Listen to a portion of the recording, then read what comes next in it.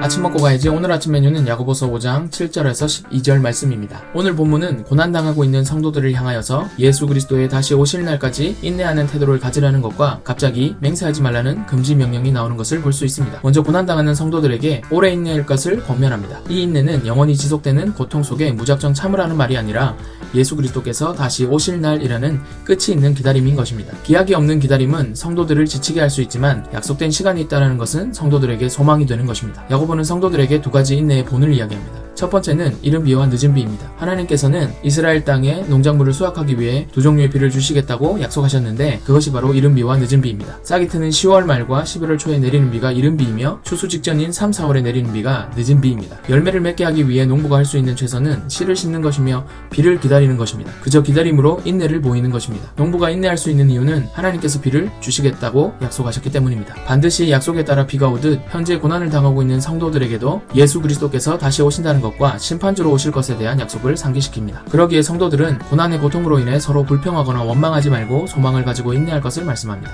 두 번째는 구약의 선지자와 욥의 예를 들어 인내할 것을 권면합니다. 욥은 온전히 불평을 하지 않았다고는 볼 수 없지만 끝까지 하나님을 향한 믿음을 버리지 않고 극심한 고난 속에서 인내했습니다. 그 이후 욥이 얻게 된 하나님의 복을 모든 성도들이 알듯이 고난을 인내할 때 마침내 얻게 되는 복이 있다는 사실이 고난 중에 있는 성도들을 동기부여하는 것입니다. 그 뒤를 이어 야고보는 갑자기 맹세를 금지하는 명령을 합니다. 뜬금없이 나온 듯하지만 인내의 권면과 마찬가지로 고난 중에 있는 성도들이 혀를 바르게 사용해야 한다는 사실을 교훈하기 위함이라고 볼 수 있습니다. 맹세는 자신의 주장의 진실성을 상대방으로 하여금 확신시키기 위해 하나님의 이름을 언급하며 약속하는 행위인데 그 당시 자신의 잘못을 숨기기 위해 맹세를 남발하였기에 이와 같은 죄를 범하지 않기 위해서 맹세를 금지하고 있는 것입니다. 오늘의 적용 빠밤. 현재 겪는 고난이 있다면 스스로가 어떤 태도로 겪어내고 있는지 점검해봅시다. 우리의 고난에 끝이 있다는 것과 인내 후에 복이 있다는 사실을 기억합시다. 또한 우리가 처한 상황 속에서 옳은 일에 예, 그렇지 않은 일에 아니오로 정직한 삶이 되길 소망합니다.